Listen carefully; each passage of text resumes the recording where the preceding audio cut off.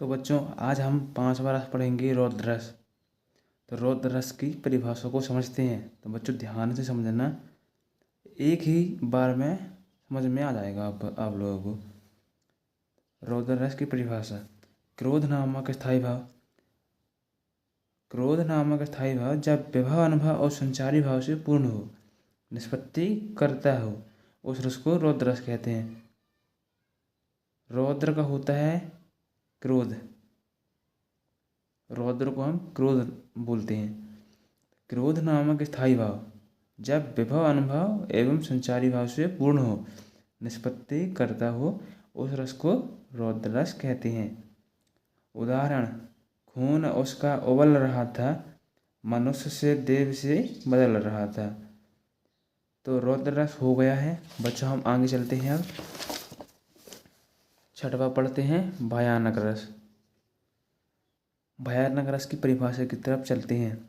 भय नामक स्थायी भाव जब विभव अनुभव और संचारी भाव से पूर्ण हो, रस की निष्पत्ति करता हो, भयानक रस कहलाता है। एक बार और पढ़ते हैं। भय नामक स्थायी भाव, भयानक रस का स्थायी भाव भय। भय नामक स्थायी भाव जब विभव अनुभव और संचारी भाव से पूर्ण हो, रस की निष्पत्ति करता हो, भयानक रस कहलाता है। उदाहरण, हनुमान की पूंछ में लगन न पाई आग, लंका से सिगरी जल गई, गए निशाचर भाग। ये होगी भयानक रस की परिभाषा। अब हम पढ़ेंगे अद्भुत रस। अद्भुत रस, अद्भुत का स्थायी भाव आश्चर्य। आश्चर्य नामक स्थायी भाव जब विभव अनुभव और संचारी भाव से पूर्ण हो, निष्पत्ति करता हो, अद्भुत रस कहलाता है। उदाहरण, भय प्रकट कृपाला दीन दयाला, कौशल्या हितकारी, हर्षित महतारी मुनि महतारी, अद्भुत रूप विचारी। तो अपना अद्भुत रस भी हो गया है।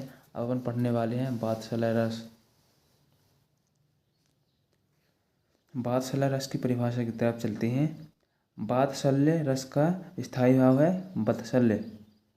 वत्सल्य नामक स्थायी भाव जब विभव अनुभव और संचारी भाव से निष्पत्ति करता हो या पूर्ण हो, वात्सल्य रस कहलाता है।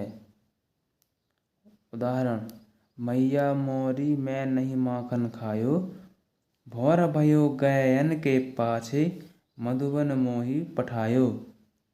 अपना वात्सल्य रस भी पूर्ण हो गया। अब अपन आगे की तरफ चलते हैं।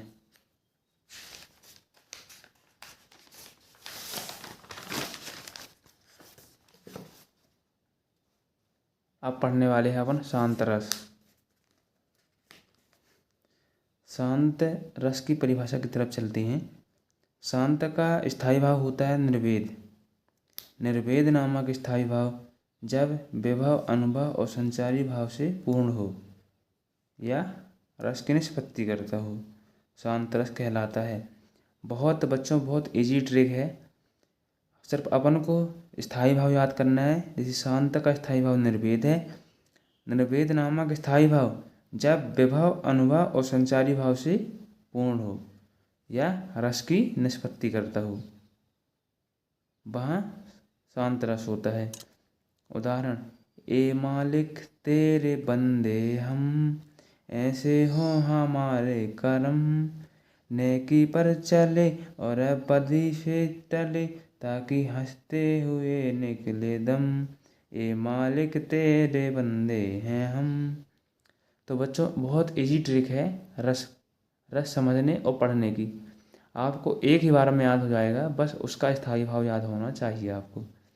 विभक्त रस, लास्ट रस पढ़ेंगे अपन विभक्त रस। विभक्त रस का स्थायी भाव होता है जुगुप्सा। अब विभक्त रस की परिभाषा की तरफ चलते हैं। जुगुप्सा नामक स्थायी भाव, जुगुप्सा और घृणा एक ही है। जुगुप्सा नामक स्थायी भाव जब मनुष्य के वस्तुओं को देखने, मनुष्य के मांस खून आदि से घृणा होती है, विभक्त रस कहलाता है। उदाहरण, आंखें निकाल कर उड़ जाते, क्षण भर में उड़ कर आ जाते, सब जीव खींच कर कौए चुभला चुभला कर खाते हैं। तो अपना विभक्त रस भी हो गया। बच्चों, आपको वीडियो अच्छी लगी हो तो वीडियो को लाइक करके चैनल को सब्सक्राइब ज़रूर करें। मैं आपके लिए इतनी दिन रात मेहनत करता हूँ, आपके लिए तो एक सब्सक्राइब बनता है।